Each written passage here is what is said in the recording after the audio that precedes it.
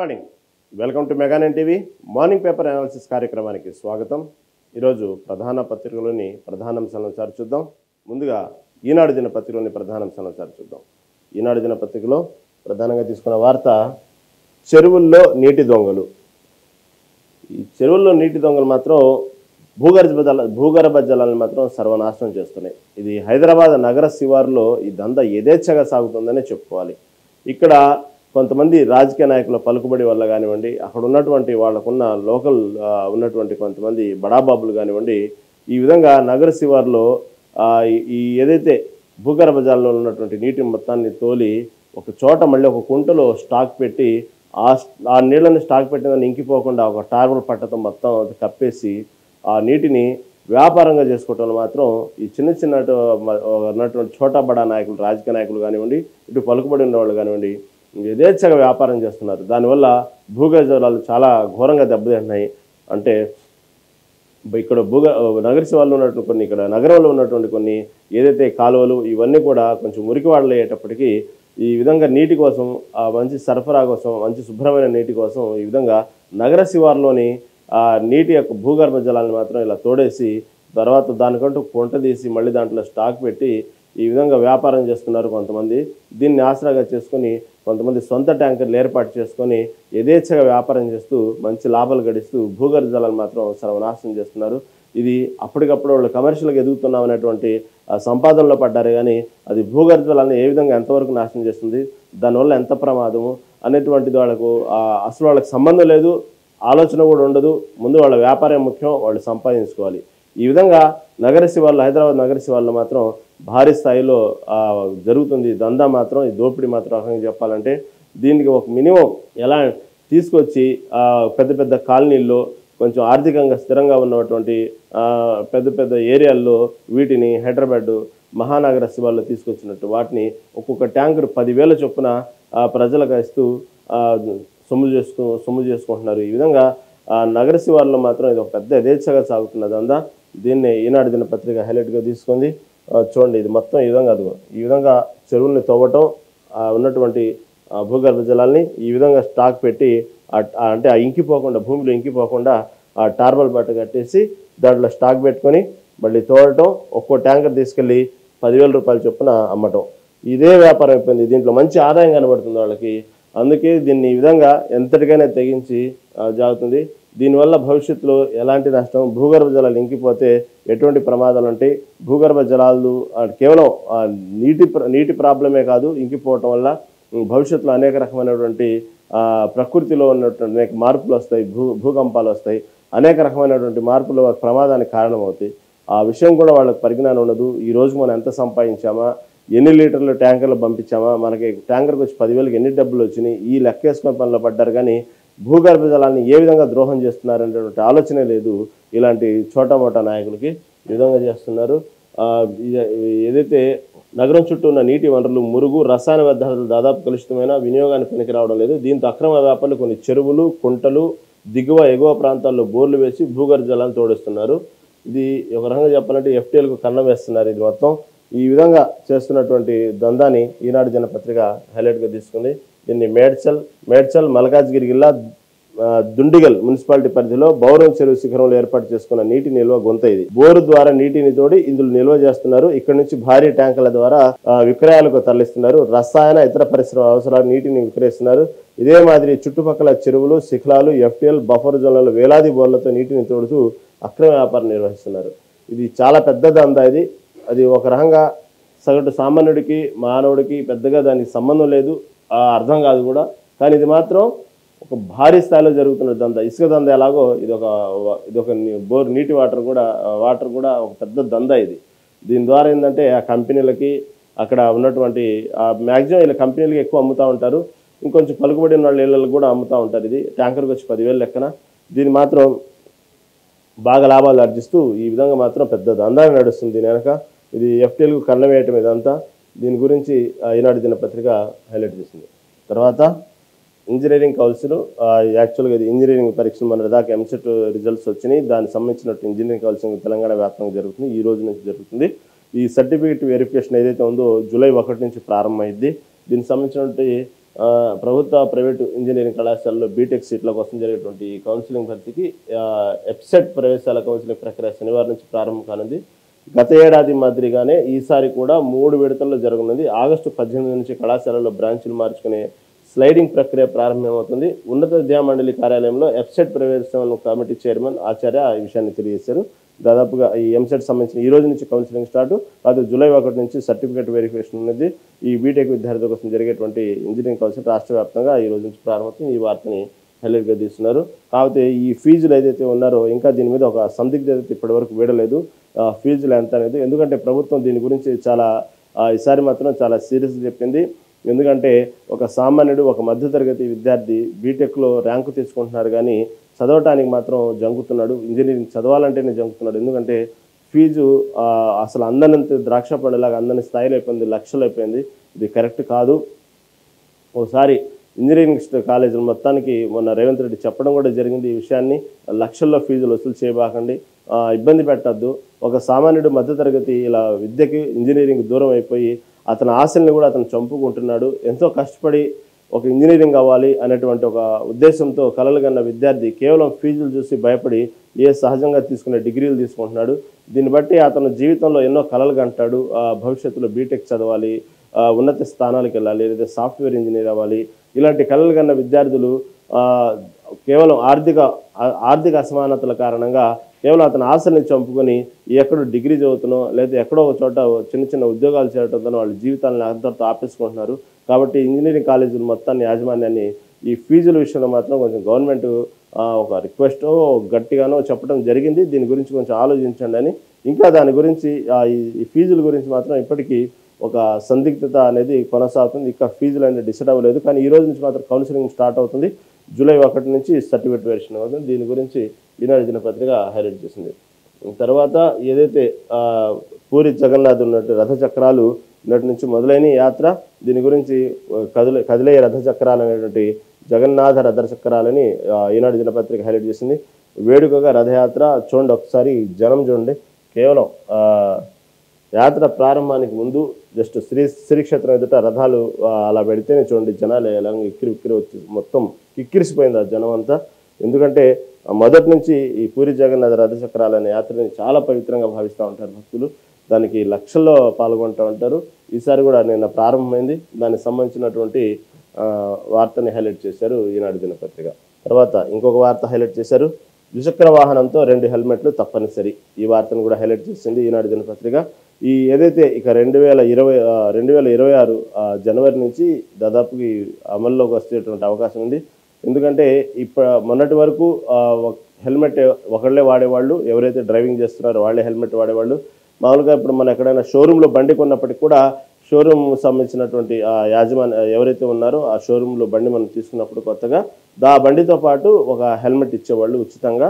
ఇక నుంచి మాత్రం 2 హెల్మెట్లు తప్పనిసరి చేస్తూ కేంద్ర ప్రభుత్వం ఉత్తర్వులు జారీ చేసింది. ఎందుకంటే దాదాపుగా మన రాష్ట్రాల్లోనే, తెలుగు రాష్ట్రాల్లోనే కాదు, ఇంతకుముందు కొన్ని రాష్ట్రాలు ఇది అమలవుతుంది. 2 హెల్మెట్లు మనకున్న పక్కన ఉన్నటువంటి కర్ణాటక ఈ ప్రాంతాల్లో కూడా, ఈ రాష్ట్రాల్లో కూడా ఇప్పటికే 2 హెల్మెట్ల వాతావరణం అనేది ఇప్పటికే ఉంది. అక్కడ అమలవుతుంది. 2 హెల్మెట్లు అనేవి వాడుతూ ఉన్నారు.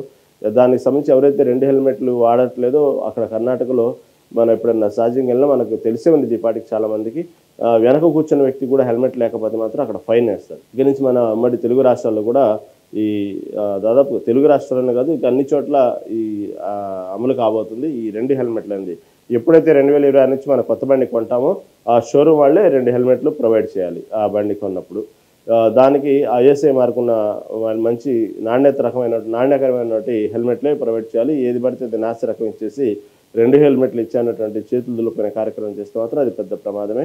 దీని గురించి ఇప్పుడు కేంద్ర ప్రభుత్వం ఒక ఆర్డినెన్స్ తీసుకురాబోతుంది. ఇక నుంచి బండి కొంటే 2 హెల్మెట్లు కంపల్సరీ. అదేవిధంగా నితిన్ గడ్కరీ నిన్న అనేక వ్యాఖ్యలు చేశారు ఈ వాహనాల పట్ల కానివ్వండి, అదేవిధంగా ఈ 2 హెల్మెట్ల గురించి కానివ్వండి. తర్వాత ప్రస్తుతం జరుగుతున్నటువంటి ఒక రూమర్ జరుగుతూ ఉంది, దాని గురించి కూడా నితిన్ గడ్కరీ అనేక వ్యాఖ్యలు చేశారు. ఇటు కేంద్రం తరఫున అనేక ఆర్డినెన్స్ ఇచ్చారు. మళ్ళీ ఆ వార్తలు ఏంది, ఎటువంటి వార్తలు రూమర్స్ వస్తున్నాయి యాత్ర పరంగా ఏదైతే ఈ 2 వీలర్లకు సంబంధించి దాని గురించి నితిన్ గడ్కరీ చెప్పే వ్యాఖ్యలు చెప్పుకునే ముందు మనం మెగా9 టీవీలో ఒక స్మాల్ బ్రేక్ తీసుకుందాం.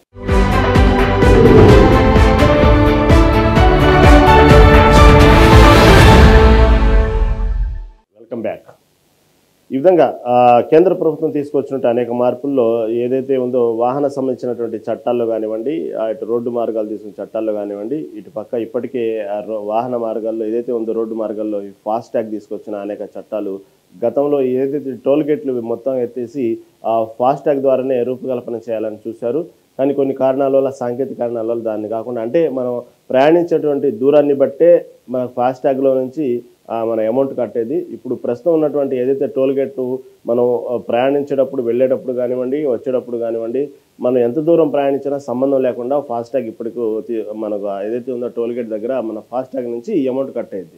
అలాంటి కాకుండా ఆ ఫాస్ట్ ట్యాగ్ తీసేసి ఫాస్ట్ ట్యాగ్ సంబంధించినటువంటి కొంత ఏదైతే టెక్నికల్గా అభివృద్ధి చేసి మనం ఎంత దూరం ప్రయాణించామో అంతవరకు మాత్రమే మన ఫాస్ట్ ట్యాగ్లో నుంచి మన బ్యాలెన్స్ నుంచి అమౌంట్ కట్టేటువంటి మార్గాన్ని పరిశీలిస్తున్నారు కేంద్ర ప్రభుత్వం. దాని గురించి కొన్ని రూపకల్పన చేస్తున్నారు. దాని గురించి ఒక ప్రాసెస్ నడుస్తూ ఉంది.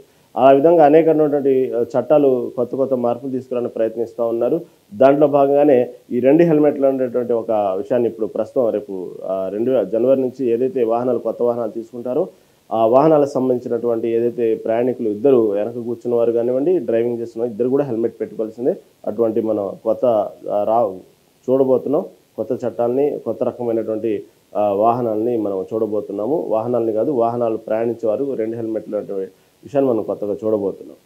అదే విషయంగా నితిన్ గడ్కరీ చెప్పినటువంటి ఇంకొక విషయం, ఇప్పుడు ప్రస్తుతం ఒక రూమర్ జరుగుతూ ఉంది. ఈ టోల్ గేట్ సంబంధించి ద్విచక్ర వాహనాలకు కూడా టోల్ గేట్ వసూలు చేస్తారనేటువంటి వార్త చక్కర్లు కొడతా ఉంది. అవన్నీ కొట్టిపారేశారు నితిన్ గడ్కరీ. అవన్నీ రూమర్లే. ద్విచక్ర వాహనాలకు ఎటువంటి రుసుము ఉండదు, దీన్ని మాత్రం ఎవరు నమ్మొద్దు, ఇదంతా ఒక ఫేక్ న్యూస్ అంటూ నితిన్ గడ్కరీ చెప్పారు. ఈ వార్తను కూడా హైలైట్ చేసింది. ద్విచక్ర వాహనంతో 2 హెల్మెట్లు తప్పనిసరి, తయారీదారులకు కేంద్ర ప్రభుత్వం షరతు, ముసాయిదా నిబంధనల విడుదల, త్రిచక్ర వాహనాలకు యాంటీ లాక్ బ్రేకింగ్ సిస్టమ్ అనేటువంటిది ఒకటి రాబోతుంది. దీని గురించి కూడా ఏందని దాని ఒక వివరణ ఇవ్వబోతున్నారు. ఏదైతే త్రిచక్ర వాహనాలకి యాంటీ లాక్ బ్రేకింగ్ సిస్టమ్ అనేది, దీని గురించి ఒక ఐడియాకి వస్తున్నారు. ఇది ఈ విధంగా ఈనాడు దినపత్రిక తీసుకుంది. అదేవిధంగా మున్సిపల్ ఎన్నికలు ఎప్పుడు, రాష్ట్ర ప్రభుత్వాన్ని ప్రశ్నించిన హైకోర్టు. ఇది నిన్నటి వరకు ఎక్కడ హైకోర్టు మాత్రం ప్రభుత్వాన్ని వెంటాడుతూ ఉంది. వెంటాడటం కాదు, అది బాధ్యత, ప్రభుత్వం యొక్క బాధ్యత. ఎందుకంటే ఎప్పుడు దాదాపుగా 14 నెలలు అయినప్పటికీ కూడా ఇంతవరకు స్థానిక సంస్థల ఎన్నికలు ప్రభుత్వం జరపలేదు. అదేవిధంగా నిన్న మార్చితో గడువు ముగిసిపోయింది ఈ మున్సిపల్ ఎన్నికలకు సంబంధించి. అయినా కూడా ఇంతవరకు దానికి సంబంధించినటువంటి ఎటువంటి నిర్ణయం తీసుకోలేదు. దానికి ఇంతవరకు మున్సిపల్ ఎన్నికలు జరపాలన్న ఆలోచన కూడా ప్రభుత్వానికి లేదు. దీని గురించి కోర్టులో ఒకళ్ళు పిటిషన్గా దీని గురించి ప్రభుత్వం సంబంధించినటువంటి న్యాయవాదికి ప్రశ్నించడం జరిగింది. ఈ విధంగా దీనికి సంబంధించినటువంటి మున్సిపల్ ఎన్నికలు ఎప్పుడు లోపు జరుపుతారు, ఎందుకు ఆలస్యం చేస్తున్నారు అనేటువంటి విషయాన్ని హైకోర్టు గట్టిగానే ప్రశ్నించడం జరిగింది. దానికి సంబంధించి ఏదైతే వార్డులకు సంబంధించినటువంటి రిజర్వేషన్ ప్రక్రియ పూర్తయిన తర్వాత దీనికి సంబంధించిన మున్సిపల్ ఎన్నికలు జరుపుతామన్నటువంటి విషయాన్ని ప్రభుత్వం తరఫున న్యాయవాది వినిపించడం జరిగింది. దానికి మళ్ళీ ఇంకోసారి గడువు వేయడం జరిగింది. జూలై 11వ తారీఖున మళ్ళీ దీని గురించి మళ్ళీ ఇంకోసారి వాదించేటువంటి అవకాశం ఉంది. ఏమైనప్పుడు కూడా మున్సిపల్ ఎన్నికల నిర్వహణలో జాప్యంపై మాత్రం హైకోర్టు ఆగ్రహం వ్యక్తం చేసింది. ఎప్పటిలోగా నిర్వహిస్తారో చెప్పని రాష్ట్ర ప్రభుత్వాన్ని ప్రశ్నించింది. పూర్తి వివరాలతో నివేదిక ప్రభుత్వ న్యాయవాదిని ఆదేశిస్తూ విచారణ జూలై 11 వాయిదా వేసింది. ఈ విధంగా ప్రభుత్వాన్ని మాత్రం ఇప్పటికే స్థానిక సంస్థల ఎన్నికలు జరపాలంటేనే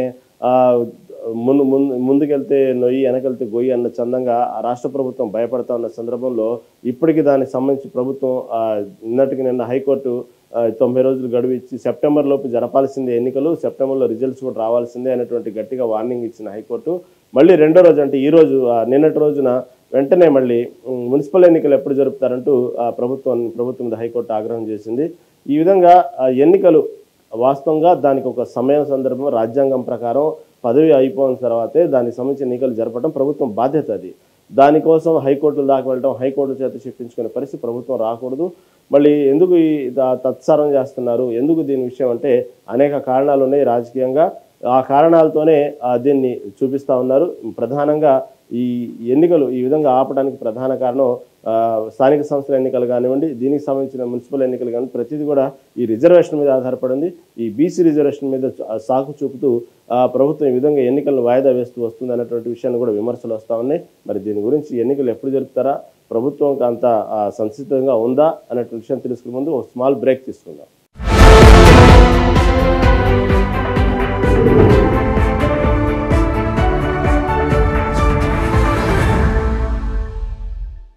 వెల్కమ్ బ్యాక్. ఈ విధంగా ఏమైనప్పటికీ రవాణా సంబంధించినటువంటి అనేక విషయాల్లో మాత్రం కేంద్ర ప్రభుత్వం కొత్త చట్టాలను తీసుకురాబోతుంది. దీనికి సంబంధించినటువంటి అనేక విషయాలు మనం మాట్లాడుకున్నాం.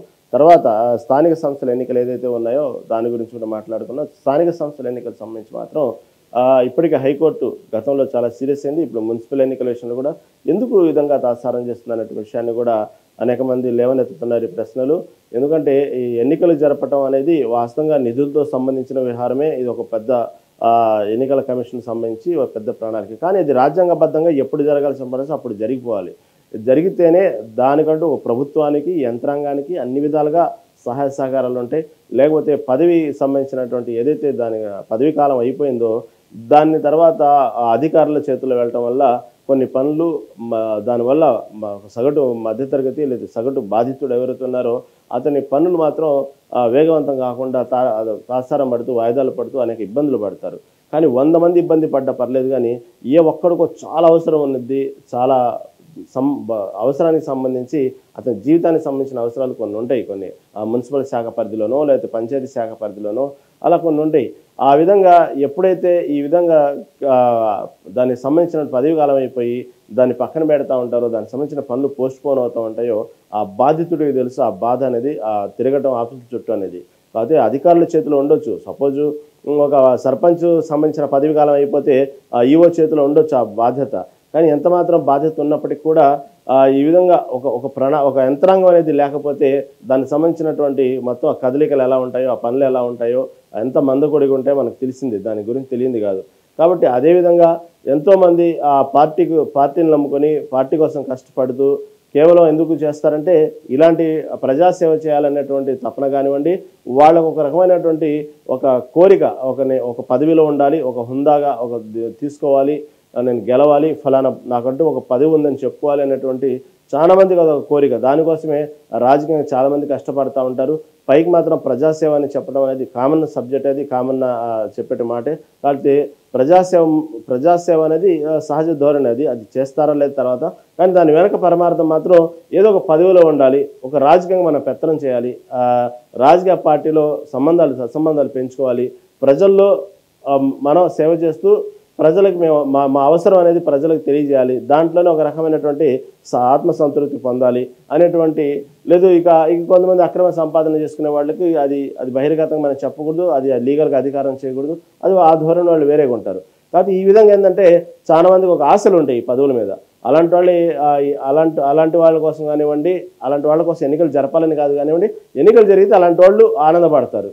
తర్వాత ఈ యంత్రాంగం కూడా ఎప్పుడైతే ఈ సర్పంచ్ పదవి కాలం అయిపోగానే ఈవో చేతుల్లో, లేకపోతే మున్సిపల్ శాఖలకు సంబంధించినటువంటి పదవులు అయిపోగానే దానికి సంబంధించినటువంటి శాఖల అధికారుల చేతుల్లో వెళ్ళిన తర్వాత కొన్ని పనులు మందకొడిగానే సాగుతుంటాయి. కాబట్టి సగటు సామాన్యుడు బాధితుడు మాత్రం చుట్టూ తిరుగుతూ ఉంటాడు. కాబట్టి యంత్రాంగం మొత్తం ఒక ప్రణాళిక ప్రకారం స్ట్రక్చర్ పూర్తయితే దానికి సంబంధించినటువంటి ప్రజాక్షేత్రంలో పరిపాలన కూడా అలాగే కొంచెం సాఫీగా సాగుతూ ఉన్నది. అసలు వీళ్ళు అవసరమే లేనప్పుడు ఏదో ఈవోల చేతుల్లో, కొంతమంది అధికారుల చేతుల్లో ఇలాంటి సహజంగా జరుగుతున్నప్పుడు అసలు ఈ సర్పంచ్లు ఎందుకు, ఈ ఎన్నికలు ఎందుకు, ఈ మున్సిపల్ శాఖ ఎందుకు? కాబట్టి జరుగుతుంది కదా, ఈవో ఉన్నాడు కదా, లేకపోతే ఫలానా అధికారి ఉన్నాడు కదా, పనులు అవుతున్నాయి కదా అనుకుంటే అసలు ఎన్ని అవసరం లేదు కదా, ఎన్నికలు అవసరం లేదు కదా. కాబట్టి ఎందుకు మళ్ళీ ఎన్నికలు కావాలంటున్నారు? వాళ్ళకి పని ఉంది, వాళ్ళకి అవసరం ఉంది, ఒక ప్రణాళిక ఉంది, దానికంటే ఒక బాధ్యత ఉంది, దానికంటే ఒక విధి విధానాలు ఉంది. దాని ప్రకారమే ప్రజాక్షేత్రంలో పరిపాలన జరగాలి, దాని ప్రకారమే మొత్తం ఒక స్ట్రక్చర్ అనేది, క్లస్టర్ అనేది ఏర్పాటైద్ది. దానికోసం ఎన్నికలు ఏర్పాటు చేస్తారు. మళ్ళీ ఎందుకు ప్రభుత్వం ఈ విధంగా ప్రతి ఎన్నికల గురించి హైకోర్టు చేత చెప్పించుకుంటుంది, హైకోర్టు చేత ఎందుకు ముట్టికాయలు తింటా ఉందంటే దానికి అనేక కారణాలు ఉండొచ్చు. ఒక ఆర్థిక కారణాలు ఉండొచ్చు, ప్రభుత్వం చెప్తున్నట్టు రిజర్వేషన్ల కారణమే ఉండొచ్చు, లేదా ప్రస్తుతం ఉన్నటువంటి ప్రభుత్వం మీద ఉన్నటువంటి వ్యతిరేకతని ఏ విధంగా మెల్లిగా చల్లబరుస్తూ, ఏ విధంగా కూల్ చేస్తూ తర్వాత జనాల్లో ఒక రకమైనటువంటి పాజిటివ్ వాతావరణం కానివ్వండి, లేదులే వేచి చూద్దాం, ప్రస్తుతం చేస్తుంది కదా ప్రభుత్వం, కాబట్టి మనం ఎందుకు దీన్ని పాపం వ్యతిరేకంగా వెళ్ళాలి, నిన్నటి దాకా ఈ ఫలానా పథకాలు ఇవ్వలేదో, ఫలానా పనులు చేయలేదో, ఇప్పుడు చేస్తుంది కదా, ఇప్పుడు ఇస్తుంది కదా, మనం ఎందుకు దాన్ని కాలదన్నుకోవాలి అనేటువంటి ఒక ధోరణి ప్రజల్లో మైండ్ సెట్ మెల్లిగా అలవాటు చేసిన తర్వాత ఒక రకమైన వాతావరణం వాళ్ళకంటూ ఒక సర్వేలో ఏదో ఒక దానికి సంబంధించిన వాళ్ళ ప్రభుత్వం సంబంధించినటువంటి వాళ్ళ సర్వేలో ఇంటెలిజెన్స్లోనో ఓకే ప్రభుత్వం మీద కొంత సానుకూల వాతావరణం ఉంది అనుకున్నప్పుడు ఎన్నికలు జరిపి దానికి సంబంధించి అధిక స్థానాల్లో గెలిచి ప్రభుత్వం మీద వ్యతిరేకత లేదు అనేటువంటి ఒక విషయాన్ని మూట కట్టుకోవడానికి కానివ్వండి, మూట కట్టుకున్న అపవాదు నుంచి బయటపడటానికి కానివ్వండి, గెలవాలనేటువంటి తపనతో ఈ విధంగా కొన్ని కారణాలు కూడా ఉంటాయి ప్రభుత్వం ఏదైతే ఎన్నికలు జరపడానికి కొంచెం దాని గురించి తారసపడటానికి, దాని గురించి కొంచెం ఆలస్యం చేయడానికి కూడా అనేక కారణాలు ఉంటాయి. అదేవిధంగా ఈ కాంగ్రెస్ పార్టీ దురదృష్టం ఏంటంటే ప్రతిదీ కూడా ప్రతి విషయంలో కూడా లేచినా కూర్చున్నా ఎక్కడికైనా వెళ్ళాలన్నా ఏం చేయాలన్నా ప్రతిదీ అధిష్టానం పర్మిషన్ తీసుకోవాలి. అధిష్టానం తెలియదు ఏం చేయకూడదు. అధిష్టానం అంటే పక్కింటోనో మన జేబుల్లో ఉండదు. దీనికోసం మళ్ళీ వాళ్ళు ఢిల్లీ వెళ్ళాలా, ఢిల్లీ వెళ్ళి అక్కడి నుంచి మళ్ళీ పర్మిషన్ తీసుకోవాలి. ఈ ఢిల్లీకి వెళ్తే వీళ్ళు 10 సార్లు వెళ్తే 2 సార్లు వీళ్ళకి అపాయింట్మెంట్ ఇస్తారు. మళ్ళీ దాని గురించి స్థానిక సంస్థల ఎన్నికల గురించో దాని గురించో చెప్పాలా. మళ్ళీ దాంట్లో ఆ ఎన్నికల్లో దానికి సంబంధించిన బాధ్యతలు ఎవరికి ఇస్తున్నారు, ఏంది మున్సిపల్ సంబంధించిన వాళ్ళు ఎవరు అనగానే మళ్ళీ దీంట్లో కొన్ని గ్రూపులు ఉంటాయి. ఈ గ్రూపులు దానికి సంబంధించి అధిష్టానానికి చెప్పుకుంటూ ఉంటారు. ఈ విధంగా నడుస్తూ ఉంది, ఫలానా వాళ్ళ వింగ్ నడుస్తుంది, లేకపోతే ఫలానా వాళ్ళ పెత్తనం ధర ఈ విధంగా పార్టీకి నష్టం కాబోతుంది. మళ్ళీ అధిష్టానం నుంచి వేచి దూరంలో చూస్తూ కొంచెం ఆగండి అంటాం. ఈ విధంగా కాంగ్రెస్ పార్టీకి చాలా తలనొప్పులు ఉన్నాయి. మిగతా పార్టీలతో పోల్చుకుంటే ఈ కాంగ్రెస్ పార్టీకి అనేక రకమైన తలనొప్పులు ఉన్నాయి. ఏది సొంత నిర్ణయాలు తీసుకోవడానికి ఉండదు, ప్రతిదీ ఢిల్లీ వెళ్లాల్సిందే. అదే దానికి సగం కాంగ్రెస్ పార్టీకి మొదటి నుంచి ఉన్న దరిద్రం. అక్కడ అధిష్టాన పర్మిషన్ ఇచ్చిన తర్వాత మళ్ళీ ఇక్కడ గ్రూపు తగాదులు ఉంటాయి. ఈ గ్రూపులు మొత్తాన్ని మళ్ళీ సమన్వయం చేసుకుని వాళ్ళని కూల్ చేసి దానిలో వాళ్ళు ఇచ్చినటువంటి డిమాండ్ని కమాండ్లో ఒప్పుకొని మళ్ళీ ముందుకెళ్ళాలి. ఇలా అనేక రకమైన తలనొప్పులు ఈ స్వయంగా నిర్ణయాలు తీసుకున్నటువంటి శక్తి లేనటువంటి పార్టీ ఏదైనా ఉంటే కాంగ్రెస్ పార్టీ. ఈ ప్రతిదీ ఈ కాంగ్రెస్ పార్టీ తలనొప్పి. అలాంటి కాంగ్రెస్ పార్టీ ఇలాంటి స్థానిక సంస్థల ఎన్నికలు జరపాలన్నా లేదంటే ఇలా మున్సిపల్ ఎన్నికలు జరపాలన్నా అంత ఆషమాషి వ్యవహారం కాదు. మళ్ళీ దీంట్లో చూడండి, రేపు నోటిఫికేషన్ విడుదలైన తర్వాత స్థానిక సంస్థ కానీ మున్సిపల్ ఎన్నికలు నోటిఫికేషన్ విడుదలైన తర్వాత మళ్ళీ పార్టీ తరఫున నుంచి పెట్టే వ్యక్తుల విషయంలో కానివ్వండి, దాని గురించి ఒక పెద్ద రచ్చ, మళ్ళీ పొత్తులు, దానికి ఒక హంగామా, ఇవన్నీ అంత ఆషమాషి వ్యవహారం కాదు. కానీ ప్రభుత్వం మాత్రం హైకోర్టుకు విన్నవించిన విషయం ఏంటంటే మాత్రం ఏదైతే వార్డుల వారి రిజర్వేషన్ సంబంధించి ఒక క్లారిటీ వచ్చిన తర్వాతే మున్సిపల్ ఎన్నికలు ముందుకు వెళ్తాం అనేటువంటి విషయాన్ని హైకోర్టు దృష్టి తీసుకెళ్ళింది. దీని గురించి మళ్ళీ పూర్తి క్లారిటీ, ఎందుకు ఏ రిజర్వేషన్లు ఏ పర్పస్ మీద మీకు ఆలస్యం అవుతుంది, ఎందుకు ఆ రిజర్వేషన్ ప్రక్రియ ఏంది, మొత్తం కూడా దాని గురించి నాకు మొత్తం వివరణ కావాలంటూ హైకోర్టు గట్టిగా అడగడం జరిగింది. దానికోసం జూలై 11న వాయిదా వేయడం జరిగింది. ఈ మున్సిపల్ ఎన్నికలు మళ్ళీ దాని గురించి అప్పటికి ప్రభుత్వం ఏ వివరణ ఇచ్చిద్దో, మళ్ళీ ఇప్పటికే స్థానిక సంస్థలు ఇప్పటికే ఎన్నికలు జరుపుతుంది. ఈ ఎన్నికలతో పాటు మున్సిపల్ ఎన్నికలు కూడా జరపాలి. ఇక మొత్తం ప్రభుత్వ యంత్రాంగం మొత్తం ఇదే పని మీద చాలా బిజీగా ఉంటారు. ఇక నెక్స్ట్ మొత్తం కూడా దానికి సంబంధించి ప్రభుత్వం కూడా కాంగ్రెస్ పార్టీ ప్రభుత్వం కూడా ఇప్పుడు ఉన్నటువంటి రేవంత్ రెడ్డి సర్కారు ఈ ఎన్నికల్లో ఎక్కువ స్థానాలు గెలిచి పార్టీల పట్ల వ్యతిరేకత లేదు, ప్రభుత్వం పట్ల వ్యతిరేకత లేదు అనేటువంటి విషయాన్ని వాళ్ళు నిరూపించుకోవాలి. ఎందుకంటే ఈ మధ్యనే మంత్రిత్వ శాఖల్లో రేవంత్ రెడ్డి మార్కు చూపించాలని గట్టి పట్టుదలతో మొదటిసారి, అంటే కాంగ్రెస్ పార్టీలో మంచి అనుభవకులు ఉన్నటువంటి కాంగ్రెస్ పార్టీలో మొదటి నుంచి కాంగ్రెస్ పార్టీ అంటిపెట్టుకున్నటువంటి హేమాహేమీలు ఉన్నటువంటి సీనియర్లు ఉన్నటువంటి కాంగ్రెస్ పార్టీలో ఎంతోమంది ఆశావాహులు మంత్రి పదవులు. ఎందుకంటే తెలంగాణ రాష్ట్రంలో కాంగ్రెస్ పార్టీ అధికారంలో రావడం అనేది ఇప్పటికీ కొందరికి అర్థం కానేది కలో నిజం అలాంటి పరిస్థితి. ఎందుకంటే అటు బీఆర్ఎస్ ఇటు బీజేపీ నువ్వానేనా అనుకున్న సమయంలో ఒక్కసారిగా మధ్యలో ఏదో ఒక 3-4 నెలల ముందు ఒక్కసారిగా వాతావరణం మారి అసలు ఇక్కడే కాదు దేశవ్యాప్తంగా కాంగ్రెస్ పార్టీ పూర్తిగా అసలు కనుమరుగైందన్న పరిస్థితిలో నుంచి అసలు ఎక్కడ కూడా కాంగ్రెస్ పార్టీకి కనీసం ఒక వార్డు కూడా లేనటువంటి పరిస్థితిలో ఉన్నటువంటి కాంగ్రెస్ పార్టీని తెలంగాణ రాష్ట్రంలో మెల్లిగా 3-4 నెలలు పుంజుకొని ఒక్కసారిగా అధికారులు రావటం ఇప్పటికీ చాలా మందికి అర్థం కాని ప్రశ్నగానే తయారైంది. ఒక్కసారిగా ఆ విధంగా మార్పు వచ్చింది జనాల్లో. యాక్చువల్గా బీజేపీకి బీఆర్ఎస్ జరుగుతున్న సందర్భంలో కానీ అటువంటి సందర్భంలో చాలామంది కాంగ్రెస్ పార్టీ అధికారులు రాగానే అధికారం వచ్చిన తర్వాత ముఖ్యమంత్రి కావాలనేటువంటి ఆశతో ఒక్కసారిగా ముందుకు వచ్చారు. కాదు కేవలం రేవంత్ రెడ్డి మార్కు ద్వారానే ఇటు కాంగ్రెస్ పార్టీ ఉన్నప్పటికీ కూడా ఇది రేవంత్ రెడ్డి మార్కు అనే విధంగానే ఒక్కసారిగా వాతావరణం మొత్తాన్ని మార్చేసి ఒక ప్రజల్లో ఒక రకమైనటువంటి ఇది ఒక అవగాహన తీసుకొచ్చి రేవంత్ రెడ్డి అయితే ఓకే అనేటువంటి వాతావరణం క్రియేట్ చేసి సీఎం అయ్యారు. కాబట్టి ఎంతోమంది సీనియర్లు పార్టీ అధికారులు రాగానే కామన్గానే ఆశపడతారు. అప్పుడు దాకా వాళ్ళు పార్టీ వచ్చిందని వాళ్ళు కూడా నమ్మకం లేదు. వాళ్ళు పెద్ద కష్టపడ్డటువంటి దాఖలాలు ఎక్కడ మనకు తెలుసు ఎంత మాత్రం కష్టపడ్డారో. ఏదో కొంతమంది వేళ్ల మీద లెక్క పెట్టవచ్చు పార్టీ సీనియర్లు పార్టీ అధికారం రావడానికి కష్టపడ్డాడు. ఆటోమేటిక్గా ప్రజలు గుర్తించారు, రేవంత్ రెడ్డి యొక్క కష్టాన్ని గుర్తించారు, అధికారం ఇచ్చారు. ఇచ్చిన తర్వాత ఎప్పుడైతే అధిష్టానం కాంగ్రెస్ పార్టీ అధికారంలో వచ్చిందనగానే అప్పుడు వెంటనే అప్పుడు దాకా అసలు ఉన్నటువంటి వారందరూ బయటపడ్డారు, ముఖ్యమంత్రి హోదాలో ఉండాలన్నటువంటి ఆశలు ఎక్కడో పెట్టుకున్నారు కాంగ్రెస్ పార్టీ. ఎందుకంటే కాంగ్రెస్ పార్టీలో అవకాశం ఉంది, ఎవరైనా ముఖ్యమంత్రి కావచ్చు దాంట్లో. కాబట్టి దాన్ని ఆసరాగా చేసుకుని ముందుకు రావటం చాలామంది వచ్చారు. కానీ వాళ్ళ కేంద్ర ప్రభుత్వం తెలుసు ఎవరు కష్టపడ్డారు, ఎవరు ఈ తెలంగాణలో పార్టీ అధికారంలో తీసుకొచ్చారని వాళ్ళకు ఒక అవగాహన ఉంది. కాబట్టి రేవంత్ రెడ్డిని ముఖ్యమంత్రి స్థానంలో కూర్చోబెట్టారు. కానీ ఆ తర్వాత అనేక మంది ఆశావాహులు పార్టీ సీనియర్లు పార్టీ అధికారంలో వచ్చింది, మళ్ళీ ఇటువంటి అవకాశం వచ్చిద్దో రాదో తెలియదు, తర్వాత నెక్స్ట్ మనం గెలుస్తామో లేదో తెలియదు, ఇంకా భవిష్యత్తు ఎలా ఉందో, వయసు రీత్యా కానివ్వండి, పార్టీలో ఉన్నటువంటి సీనియారిటీ కానివ్వండి, ఈ రాష్ట్రంలో ఒకేసారి 2 పర్యాయాలు అధికారులు రావటం అనేది అంత ఈజీ కాదు తెలంగాణ రాష్ట్రంలో. కాబట్టి ఉన్నప్పుడే దీపం ఉండగానే ఇల్లు చక్కదిద్దుకోవాలనేటువంటి భావనతో చాలామంది సీనియర్లు మంత్రి పదవులు ఆశించారు. అలా కాలయాపన చేసుకుంటూ అనేక వాయిదాలు చేసుకుంటూ ఉన్నారు. ఎంతోమంది ఆశ పెట్టుకున్నారు. చివరికి అందరికీ ఊహకందని విధంగా, ఎవరు ఆలోచించిన విధంగా మొట్టమొదటిసారి ఎమ్మెల్యేగా గెలిచిన వాళ్ళకి 3కి మంత్రి పదవులు దక్కడం అనేది అది రేవంత్ రెడ్డి యొక్క ఒక రకంగా గేమ్ చేంజింగ్. అది ఒక రకమైన ఆలోచన. దీని గురించి ఇది అందరూ ఏ ఒక్క సీనియర్కి ఇచ్చినా, ఈ ఆశావాహులు ఒక్కళ్ళకి ఇచ్చినా అది వేరేగా ఉండేది వాతావరణం. మొత్తం రేవంత్ రెడ్డికి ఎసరు పెట్టేవాళ్ళు. దాని గురించి మళ్ళీ ఇప్పటికీ ఈ పార్టీకి కూడా క్లారిటీ వచ్చేది కాదు. అనేక చోట్ల నిరసనలు, పెద్ద ఆందోళనలు జరిగాయి. ఎప్పుడైతే కొత్త వాళ్ళకి ఇవ్వటం వల్ల, సీనియర్లు ఎవరికి ఇవ్వకపోవటం వల్ల ఏం చేయాలో అర్థం కాలేదు. అది కూడా చాలా తెలివితేటలుగా కొన్ని సామాజిక వర్గాల వాళ్ళకే ఏరికోరి 3 వివిధ సామాజిక వర్గాలకి రేవంత్ రెడ్డి మంత్రి పదవి ఇవ్వటం వల్ల ఇటు పక్క కిమ్మనకుండా కూర్చున్నారు, ఏమనాలో అర్థం కాక. ఎందుకంటే ఏమాత్రం సీనియర్లు అయితే వాళ్ళ విమర్శ వేరేగా ఉండేది. తర్వాత సామాజిక వర్గంగా విమర్శించాలంటే వీళ్ళు మళ్ళీ ఆ సామాజిక వర్గాన్ని విమర్శిస్తే మళ్ళీ ప్రజలు తిరగలేరు. ఆ సామాజిక వర్గాలను వ్యతిరేకించారు కాబట్టి ఆయా ప్రాంతాల్లో వాళ్ళ సామాజిక వర్గాలు వాళ్ళని వ్యతిరేకిస్తారు. కాబట్టి ఏమనలేక చాలా ఒక రంగం చెప్పాలంటే వెరైటీగా చెక్ పెట్టారు రేవంత్ రెడ్డి అని చెప్పుకోవాలి. కాబట్టి ఈ విధంగా తన మార్పు చూపించి ప్రతి చోట తన మార్పు చూపిస్తూ తను అనుకున్నది చేసుకుంటూ ముందుకెళ్తూ నాదేం లేదు అంత అధిష్టానమే అంటూ తప్పించుకుని తిరుగుతున్న రేవంత్ రెడ్డికి ఇలాంటి స్థానిక సంస్థల ఎన్నికలు కానివ్వండి, ఈ మున్సిపల్ ఎన్నికలు కానీ ఏమాత్రం బెడ్స్ కొట్టినా కేంద్రం దగ్గర రేవంత్ రెడ్డికి ఈసారి నా మాటే చెల్లాలనే గ్రిప్ దొరకదు.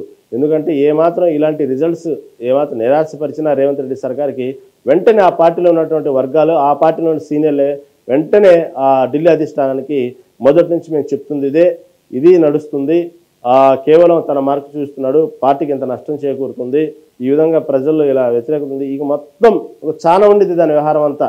అవి మొత్తం తీసుకెళ్ళి రేవంత్ రెడ్డి నెత్తిన పెట్టి ఈ విధంగా చేశారని చెప్పి అతని మీద గుడ్డగాలు చేస్తారు. కేంద్రంలో కూడా ఇతను పట్టు తగ్గిద్ది, గట్టిగా చెప్పలేడు, తనకు కావాల్సింది చేయించుకోలేడు, నిరూపించుకోలేడు. కాబట్టి ఇది రేవంత్ రెడ్డికి పెద్ద సవాలు ఇప్పుడు ఈ స్థానిక సంస్థలు, మున్సిపల్ ఎన్నికలు అనేది.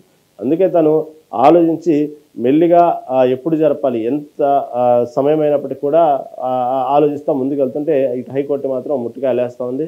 దీనికి సంబంధించి మళ్ళీ రేవంత్ రెడ్డి మార్కు చూపించాలంటే ఏం చేయాలి, ప్రజల్లో ఉన్నటువంటి వాస్తవంగా అతనికి తెలుసు. మొన్నటి వరకు ప్రభుత్వ ఉద్యోగుల్లో వ్యతిరేకత ఉంది రేవంత్ రెడ్డి మీద, దాన్ని తొలగించుకోవడం కోసమే ఆ డిఎల్ క్లియర్ చేశారు. ప్రస్తుతానికి 2 డిఎల్కి సంబంధించి పర్మిషన్ ఇచ్చారు.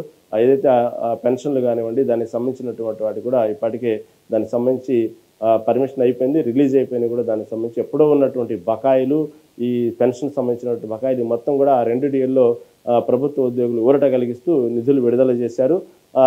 కొంతవరకు ప్రభుత్వ ఉద్యోగుల్లో ఆ వ్యతిరేకత ఉన్నటువంటి వాటిని మెల్లిగా చల్లబరిచాడు. ఇంకా 2 డిఏలు వచ్చే సంవత్సరం ఏప్రిల్లో అమలు చేస్తానంటూ మాట ఇచ్చారు, కొంత సమయం అడిగారు. కాబట్టి ప్రభుత్వ ఉద్యోగులు కూడా దాన్ని సమ్మతించారు. ప్రభుత్వ ఉద్యోగులు కూడా కొంత సంతోషం వ్యక్తం చేశారు ప్రభుత్వం పట్ల. కాబట్టి వాళ్ళని మ్యాక్సిమం ప్రభుత్వ ఉద్యోగులు వ్యతిరేకత ఉంటేనే ప్రభుత్వాలు దాదాపుగా డ్యామేజ్ అవుతాయి. కాబట్టి దాన్ని ఆ అపవాదం మూట కట్టుకోకుండా మెల్లిగా ప్రభుత్వ ఉద్యోగుల్ని శాంతింపజేసే విషయంలో రేవంత్ రెడ్డి సక్సెస్ అయ్యాడు. ఇంకా నెక్స్ట్ ఎవరున్నారు, యువత, వాళ్ళకి సంబంధించిన నోటిఫికేషన్లు ఇవ్వటం. నెక్స్ట్ రైతులు ఉన్నారు, ఆ రైతులకు సంబంధించి రైతు భరోసా ఇలాంటి కార్యక్రమాలు పెట్టి నిన్నటి మొన్న ఏదైతే రైతు భరోసా కానివ్వండి ఇలాంటివి పథకాలు పెట్టి వాళ్ళని మెల్లిగా నిధులు విడుదల చేసి 9 రోజులు 9,000 కోట్లు విడుదల చేసి రైతుల్లో కూడా ఒక రకమైనటువంటి ఎక్కడో కొంత అతని మీద వ్యతిరేకత ఉన్నటువంటి వాటిని పోగొట్టుకొని చేస్తున్నాడు. రైతుల పట్ల కొంచెం అవగాహన ఉంది, రైతుల గురించి పట్టించుకుంటున్నాడు రేవంత్ రెడ్డి అనేటువంటి వాతావరణాన్ని మెల్లిగా రైతులు తీసుకెళ్లాడు. చాలా ఎమోషనల్ కూడా భావోద్వేగంతో రైతులతో అటాచ్మెంట్గా మాట్లాడటం జరిగింది. రైతుల యొక్క ప్రాముఖ్యత ఏంది, రైతుల్ని తన హృదయంలో ఎలా పెట్టుకున్నాడు, రైతులకు ఏ విధంగా ఇంపార్టెన్స్ ఇస్తున్నాడు, భవిష్యత్తులో రైతులు లేనిదే ప్రభుత్వాలు లేవనే విషయాన్ని రైతులకు కావాల్సిన ప్రతి విషయాన్ని కూడా నేను ఎక్కడ వెనకాడను అన్నటువంటి విషయాన్ని మెల్లిగా రైతుల విషయంలో కూడా కొంతవరకు మరీ మేజర్ కాదు కానీ కొంతవరకు రైతుల విషయంలో కొంచెం సానుకూలమైన వాతావరణం తీసుకురావడానికి ప్రయత్నం చేశాడు, తీసుకొచ్చాడు మొన్న జరిగిన వాతావరణంలో.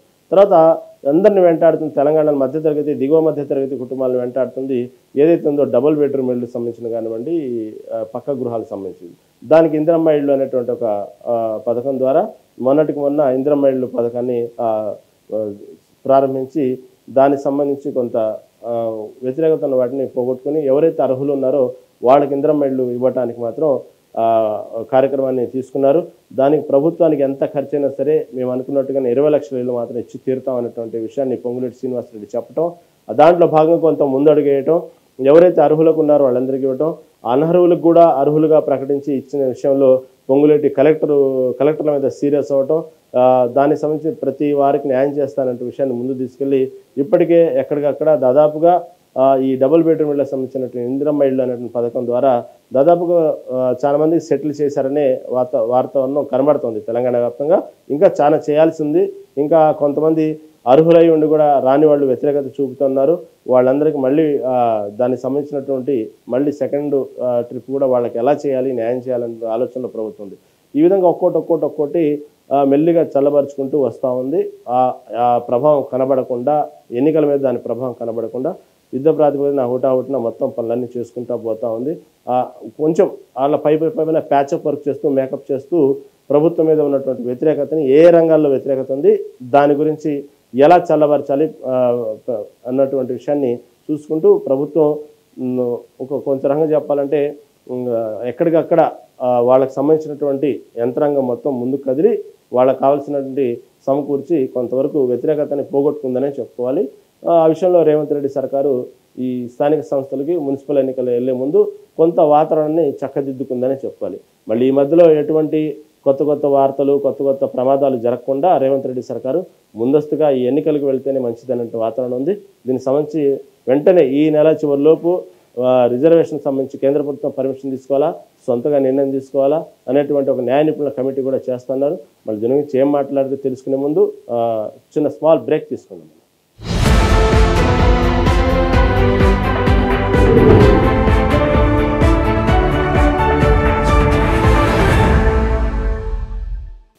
Welcome back.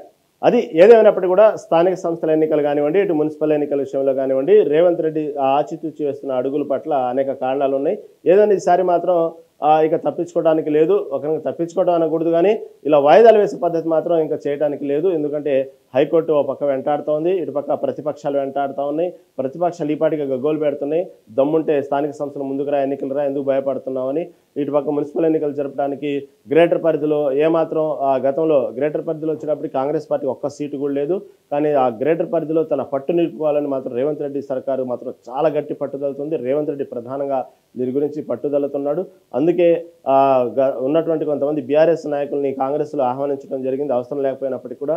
ఎందుకంటే ఇంత భారీ స్థాయిలో ఒక అధికారంలో రావడానికి కాంగ్రెస్ పార్టీ అన్ని చోట్ల గెలిచి దాదాపుగా అధికారంలో వస్తే ఒక గ్రేటర్ హైదరాబాద్ పరిధిలో మాత్రం ఒక్క సీటు కూడా లేకపోవటం, దాని గురించి కొంచెం రేవంత్ రెడ్డికి మాత్రం ఎక్కడో మదిలో ఉంది, ఎందుకు ఇక్కడ నిరూపించుకోలేకపోయాం అనే విషయాన్ని. కాబట్టి ఆ విషయంలో భాగంగానే రేవంత్ రెడ్డి సార్ గ్రేటర్ హైదరాబాద్ పరిధిలో ఈసారి కొడితే గట్టిగానే కొట్టాలి దెబ్బ అనేటువంటి విషయాన్ని మాత్రం చాలా స్ట్రాంగ్ మైండ్ సెట్లో పెట్టుకుని ఉన్నారు. ఎందుకంటే పార్టీ పట్టును నిలుపుకోవాలి, పార్టీ పట్ల ఆదరణ గ్రేటర్ హైదరాబాద్లో కూడా ఉంది అని నిరూపించుకోవాలి. ఎందుకంటే బీఆర్ఎస్ పార్టీ గ్రేటర్ హైదరాబాద్ పరిధిలో అనేక అభివృద్ధి కార్యక్రమాలు చేసింది కాబట్టి గ్రేటర్ హైదరాబాద్ పరిధిలో మొత్తం ఆదరించారు బీఆర్ఎస్ పార్టీని. కాబట్టి కళ్ళకు కనబడుతుంది అభివృద్ధి అనేది. ఇటుపక్క సాఫ్ట్వేర్లు, పెద్ద భవనాలు, ఇటుపక్క ఎన్నో రకమైనటువంటి విదేశీ పెట్టుబడులు, ఇవన్నీ హైదరాబాద్లో జనానికి తెలుసు. ఏమాత్రం కేసీఆర్ కష్టపడ్డాడు, బీఆర్ఎస్ ప్రభుత్వంలో ఏమేమి అభివృద్ధి కార్యక్రమాలు జరిగినాయి. కాబట్టి హైదరాబాద్ మొత్తం మీద ఎక్కడ చూసినా హైదరాబాద్లో బీఆర్ఎస్ పార్టీ భారీ స్థాయిలో గెలిచింది, ఒక్క సీటు కూడా కాంగ్రెస్కి రాలేదు. రూరల్ ఏరియాల్లో దాని ప్రభావం తెలియదు కాబట్టి హైదరాబాద్ ఏ విధంగా ప్రభావితమైంది, హైదరాబాద్ బ్రాండ్ ఇమేజ్ అనేది ఏ విధంగా తీసుకెళ్లారు ప్రపంచ స్థాయిలో. కాబట్టి ఆ ఫలాలు అనేవి రూరల్ ప్రాంతాల్లో పొందలేదు కాబట్టి బీఆర్ఎస్ పార్టీని ఓడించారు. కాబట్టి ఏదైనా అప్పుడు హైదరాబాద్ బతికిందంటే కేవలం బీఆర్ఎస్ఏ కారణం అనేటువంటి టాపిక్ వాళ్ళు పదే చెప్తుంటారు. కాబట్టి ఆ విషయాన్ని అందుకే మొన్నటి తీర్పులో కూడా కాంగ్రెస్ ప్రభుత్వంలో ఎంత అధికారం వచ్చినప్పుడు హైదరాబాద్లో పెద్ద తీర్పు లేదు దాని కాంగ్రెస్ ప్రభుత్వానికి. కాబట్టి ఇక్కడ కూడా రూరల్ ప్రాంతాలతో పాటు గ్రేటర్ హైదరాబాద్ పరిధిలో కూడా కాంగ్రెస్ పట్టు నిలుపుకోవాలి అనేటువంటి విషయాలతోనే మొదటి నుంచి చాకచక్యంగా పావులు కదుపుతుంది. ఆ దాంట్లో భాగంగానే కొంతమంది బీఆర్ఎస్ నాయకులను కూడా కాంగ్రెస్ పార్టీలో చేర్చుకోవడం జరిగింది. దానికి సంబంధించి ఈపాటికి కోర్టులో దానికి సంబంధించినటువంటి అనేక సమస్యలు ఎదురవుతూ ఉన్నాయి. ఈ విధంగా ఒక పార్టీ మీద గెలిచి ఇంకో పార్టీలో తీసుకోవడం అనే దాని మీద ఇప్పటికే కోర్టుకు వెళ్ళారు. కోర్టు కూడా అనుకూలంగానే ఇది తప్పు అనేటువంటి విషయాన్ని చెప్తా ఉంది. అవసరమైతే దానికి సంబంధించినటువంటి మధ్యంతర ఆ ప్రాంతాల ఉప ఎన్నికలు కూడా వచ్చేటువంటి అవకాశం ఉందనేటువంటి వాతావరణం కూడా ఒక స్థాయిలో వచ్చింది. ఆ ఫేమ్ వచ్చింది. ఉప ఎన్నికలు జరగవచ్చు. వాళ్ళు గెలిచినటువంటి ఏదైతే అసెంబ్లీ స్థానాలు గెలిచినటువంటి అవి రద్దు అవుతాయి అనే వాళ్ళ శాసనసభ సభ్యత్వం రద్దయిద్ది అనేటువంటి వాతావరణం కూడా దాదాపు వచ్చింది అటువంటి పరిస్థితి. కాబట్టి దాని గురించి మాత్రం గట్టిగానే పోరాడుతున్నారు ఒక పక్క ప్రతిపక్షాలు. ఇలాంటి సమయంలో కాబట్టి పట్టు నిలుపుకోవాలి. గ్రేటర్ హైదరాబాద్లో కూడా కాంగ్రెస్ పార్టీని గెలిపించాడు. ఇక్కడ కూడా కాంగ్రెస్ పార్టీ రూరల్ ప్రాంతాలతో పాటు ఇక్కడ కూడా కాంగ్రెస్ పార్టీ గెలిచింది. అందుకే కేసీఆర్ ఒక మరణ శాసనం రాశాడు తెలంగాణని అని పదే పదే ఎందుకు చెప్తున్నా మీరు అనుకున్నట్టుగా హైదరాబాద్ అభివృద్ధి చెందడానికి బీఆర్ఎస్ కారణం కాదు. కేసీఆర్ చేసింది ఏం లేదు. తెర వెనక ఇన్ని రాజకీయాలు జరిగినాయి. ఒక రకంగా తెలంగాణని మరణ శాసనం రాశారు కేసీఆర్, కేటీఆర్, హరీష్ రావు అనేటువంటి విషయాన్ని పదే పదే చెప్పడం వెనక రేవంత్ రెడ్డి దాని వెనక చాలా అర్థం ఉంది. ఎందుకంటే ఆ గ్రేటర్ హైదరాబాద్ పరిధిలో మీరు అనుకున్నంతగా డెవలప్ చేసింది మాత్రం కేసీఆర్ కాదు. కాంగ్రెస్ పార్టీ కూడా ఒక పట్టు నిలుపుకోవాలంటే తపనతో రేవంత్ రెడ్డి ఉన్నారు. కాబట్టి ఈసారి మాత్రం ఈ మున్సిపల్ ఎన్నికల్లో చాలా గట్టిగానే పోటీ నెలకొల్పే విధంగా ఉంది. దీన్ని తెలుసుకునే ముందు ఒక స్మాల్ బ్రేక్ తీసుకుందాం.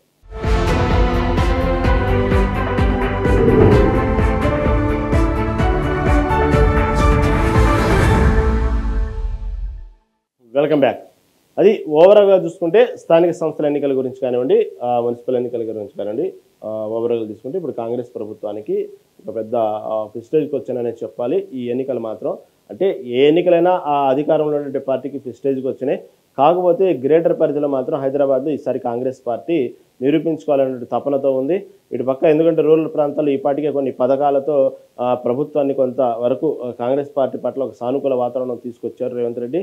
కానీ గ్రేటర్ పరిధిలో మాత్రం బీఆర్ఎస్ కేసీఆర్ నాయకుడిగా ఉన్నప్పుడే ఒక అడ్మినిస్ట్రేషన్ బాగుంది. కేటీఆర్ ఉన్నప్పుడే అతని తెలివితేటలతో ఇక్కడ ఉన్నటువంటి ఐటీ రంగాన్ని బాగా డెవలప్ చేశారు అనేటువంటి ఒక నానుడి పబ్లిక్లో ఉంది. అది అవునన్నా కాదన్నా. ఎందుకంటే కేటీఆర్ యొక్క వాక్చాతుర్యంతో కానివ్వండి, అతనికి ఉన్నటువంటి మేధాశక్తితో ఇక్కడ అనేకమైనటువంటి ఐటీ కంపెనీలు ఆహ్వానించడం, ఇక్కడ హైదరాబాద్లో ఐటీ కంపెనీలు పెట్టడం వల్ల కలిగే ఉపయోగాల గురించి కానివ్వండి, వచ్చేటువంటి విదేశీ పెట్టుబడిదారులకు హైదరాబాద్ యొక్క వాతావరణం హైదరాబాద్లో పెట్టడం వల్ల ఎటువంటి ఉపయోగాలు ఉన్నాయి, ఇక్కడ అనువైనటువంటి ప్రాంతము, మీకు కావాల్సిన వనరులు సమకూరుస్తాము, కావాల్సింటే ఏ విధంగా మీరు ప్రశాంతంగా ఒక సెక్యూర్ జోన్లో మీరు ఇక్కడ పెట్టుబడులు పెట్టుకోవచ్చు, పరిశ్రమలు ఏర్పాటు చేసుకోవచ్చు అనేటువంటి విషయాన్ని కేటీఆర్ విదేశీ పెట్టుబడిదారులకు కానివ్వండి, విదేశాలకు వెళ్ళి కానివ్వండి అనేక ప్రజెంటేషన్స్ ఇచ్చి ఇక్కడ అనేక పెట్టుబడులు తీసుకురావడంలో ఆయన చేసినటువంటి కృషి కూడా ఉంది. కాబట్టి అదేవిధంగా ఇక్కడ ఉన్నటువంటి ప్రాంత ప్రజల్లో ఇక్కడ ఉమ్మడి ఆంధ్రప్రదేశ్ కానివ్వండి అనేక రకాల ప్రాంతాల్లో ఉన్నటువంటి నిరుద్యోగులకి ఒక సాఫ్ట్వేర్ రంగంలో మంచి ఉద్యోగ అవకాశాలు కల్పించడం, సాఫ్ట్వేర్ రంగాన్ని నమ్ముకొని అనేకమైనటువంటి పక్కన చిన్న చిన్న ఉపాధి కల్పనలు రావటం అనేది ఆ విషయంలో కేటీఆర్ పాత్ర చాలా ఉంది. ఆ విధంగా డెవలప్ చేశారు హైదరాబాద్ని. అదేవిధంగా కేసీఆర్ నాయకత్వంలో ఈ విధంగా హైదరాబాద్ పరిధిలో ఈ రోజున ఒక కాస్ట్లీ సిటీగా లేదంటే చెప్పుకోదానికి ఒక బ్రాండ్గా హైదరాబాద్లో నివసించే వాళ్ళకు ఒక హైదరాబాద్ అనేది ఒక చెప్పాలంటే ఒక స్వర్గంగా ఒక బ్రాండ్గా తయారు చేసిన విషయంలో కేసీఆర్ కేటీఆర్ పాత్ర చాలా ఉంది అనేటువంటి విషయాన్ని కామన్గా జనంలో చెప్పుకున్నట్టు నానుడి. కాబట్టి అందుకే ఆదరించారు అనేటువంటి విషయం ఉంది. కాబట్టి ఈసారి మాత్రం రేవంత్ రెడ్డి సర్కార్ ఎడిదిరిగి రూరల్ ప్రాంతాల్లో సానుకూల వాతావరణం ఉంది. కాబట్టి ఇక్కడ గ్రేటర్ పరిధిలో హైదరాబాద్లో మాత్రం రేవంత్ రెడ్డి మీద కూడా ఒక సానుకూల వాతావరణం ఉంది అని నిరూపించుకోవాలి అనేటువంటి ఉంది. కానీ మళ్ళీ వాతావరణం అనుకున్నంత స్థాయిలో గ్రేటర్ హైదరాబాద్ పరిధిలో మళ్ళీ రేవంత్ రెడ్డి మీద ఉందా, లేదంటే ఈ మధ్యన జరిగినటువంటి కొన్ని ఏదైతే హైడ్రా కూల్చివేతలు కానివ్వండి, ఇటు ఒక కొన్ని ఏదైతే ఇచ్చేటువంటి ఈ డ్రగ్స్ విషయంలో తీసుకున్నటువంటి భాగస్వామ్యంలో ఆ పరిణామాల్లో తీసుకున్నటువంటి విషయంలో ఇక్కడ కొంతమంది హైదరాబాద్ పరిధిలో వ్యాపారస్తులు పెట్టిన ఇబ్బందులు కానివ్వండి, ఈ వ్యాపారస్తులు కొంత ఇబ్బందికి లోనే ఉన్నారు. ఇటుపక్క హైడ్రా విషయంలో కొంతమంది భారీ భవంతులు కానివ్వండి, మంచి కట్టడాలు కానివ్వండి కోల్పోవటం వల్ల కొంతమంది చాలా వ్యతిరేకతతో ఉన్నారు. ఇప్పటికీ హైదరాబాద్ వ్యాప్తంగా కొన్ని ఏరియాల్లో ఇప్పటికీ ఎక్కడో కొంత ఇన్సెక్యూర్గా బతుకుతున్నారు హైదరాబాద్ నగరవాసులు. ఈ విషయంలో రేవంత్ రెడ్డి సర్కార్ మీద కొంత వ్యతిరేకత ఉన్నమాట వాస్తవమే. పరిపాలన విషయానికి వచ్చేటప్పటికి హైదరాబాద్లో పెద్దగా మార్పు ఉందా లేదా అనేది తరగతి పెడితే ఈ వ్యతిరేక మాత్రం ఈ కోణాల్లో మాత్రం రేవంత్ రెడ్డి సర్కార్ మీద ఉంది. మళ్ళీ ఇలాంటి విషయంలో ఈ గ్రేటర్ హైదరాబాద్ పరిధి విషయంలో ఈ మున్సిపల్ ఎన్నికల విషయంలో రేవంత్ రెడ్డి నెగ్గు రాగలుగుతాడా లేదా అనేది మాత్రం భవిష్యత్తులో వచ్చే ఎన్నికల మీద ఆధారపడి ఉంది. చూద్దాం. ఇటు స్థానిక సంస్థల ఎన్నికలు, ఇటు మున్సిపల్ ఎన్నికల విషయంలో రేవంత్ రెడ్డి మార్క్ నిరూపించుకుంటాడా, రేవంత్ రెడ్డి ఇంకా ముందు ఎలాంటి నిర్ణయాలు తీసుకుంటాడని మాత్రం వేచి చూద్దాం. ఇది ఈనాటి ప్రధాన దినపత్రికలోని ప్రధాన అంశాలు. చూస్తూనే ఉండండి మెగా 9 టీవీ.